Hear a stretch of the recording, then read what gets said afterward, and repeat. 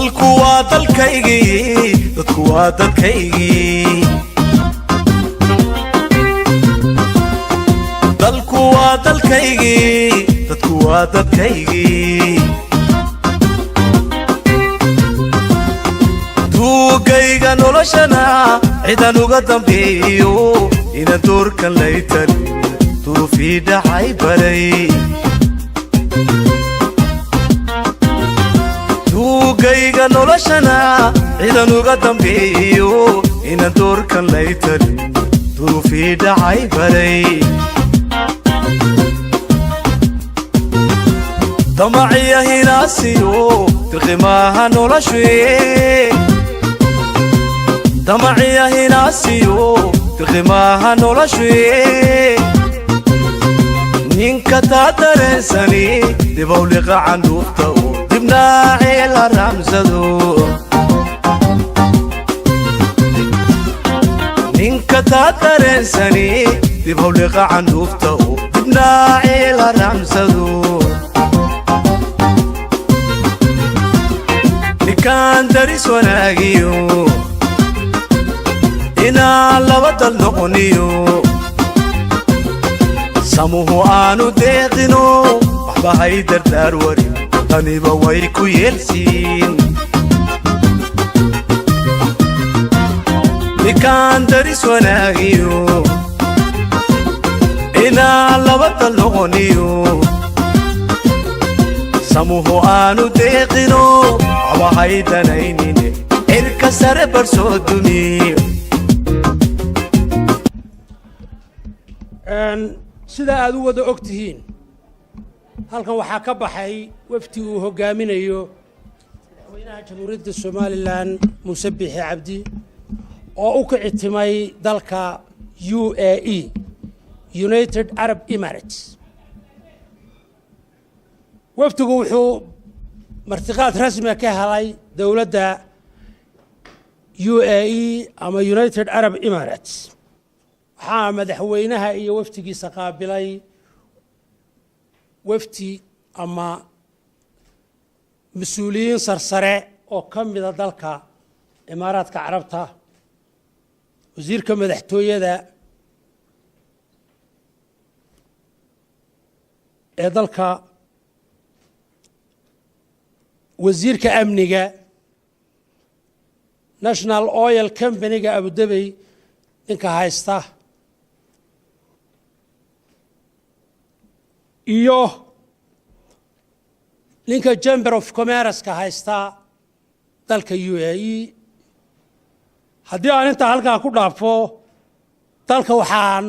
haddaanu nahay wafdigii meesha ka tegay waxaanu la kulanay madax aad u fara badan oo ay ka mid yihiin kuwa aan soo sheegay iyo haddii aan rag hadda ilowsanahayba waxaan odhan karaa waa waqtigii ugu habboonaa ee Somaliland abid ay si dawladnimo ah oo maqaamada qaranka madaxa bannaan lagu qaabilo baana ku qaabilay wax kasta oo aanu u dhiibanay iyo codsi kasta dawladda loo gudbiyayna way naga aqbaleen waxaad ka garanayseen sida naloo soo dhaweeyay iyo sida naloo qaabilay ixtiraamka iyo raggu siduu wafdigu isaga daba imaanayay qarankan Somaliland hadday noqoto mid dhaqaale iyo hadday noqoto mid security iyo hadday noqoto mid social service iyo hadday noqoto mid ganacsi intaba marxalad macna leh oo dawlad ilaa dawladda baanu isku afkaranay wixii hawlana waxay ku bilaamayaan qaabkii dawladnimadu u bilaami jirtay oo ah in mid kasta waqtigeeda iyo goobteeda implementationskeeda uu qaato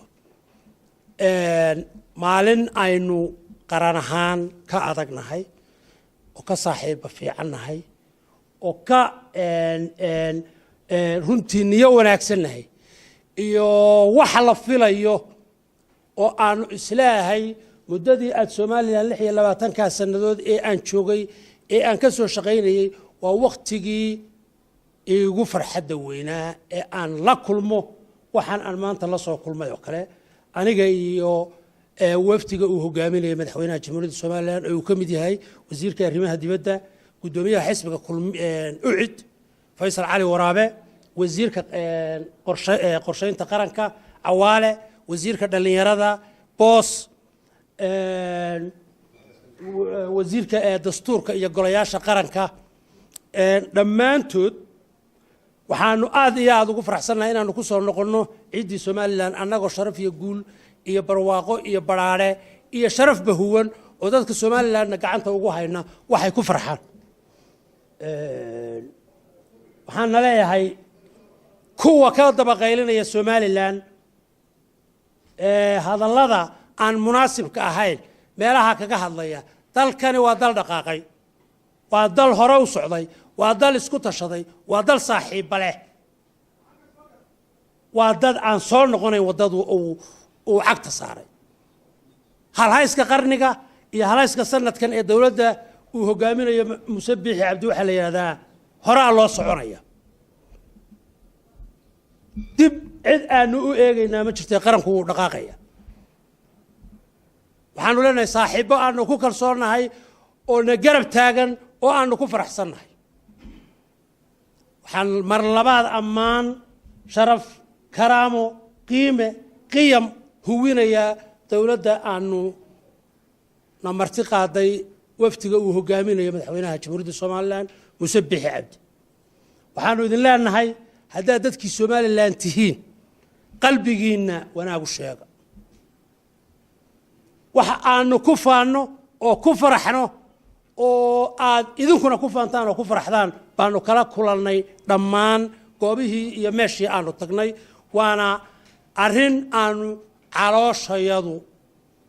ay runtii dowladda iyo dadka iyo deegaanka u xaaran tahay idinkana waxaanu idinka codsanaynaa inaad dadka Emirateska aad si gaar ah u xusuusataan oo caloosha ku haysaan mahad subhanahu wa ta'ala ilaahay rasuulna bad celiya mahad leh oo idin sheegay wasiirku magaranaysa ee dadkii iyo casuumadii iyo dadkii la kulmay waxaanu markii ugu mahad celinaa madaxda Imaaraadka sida sharaf la inoo qabtay waxa weeye kulli waxa jeceshin maxaa maqaam saruma sheegteen ina wixii la soo jeceshin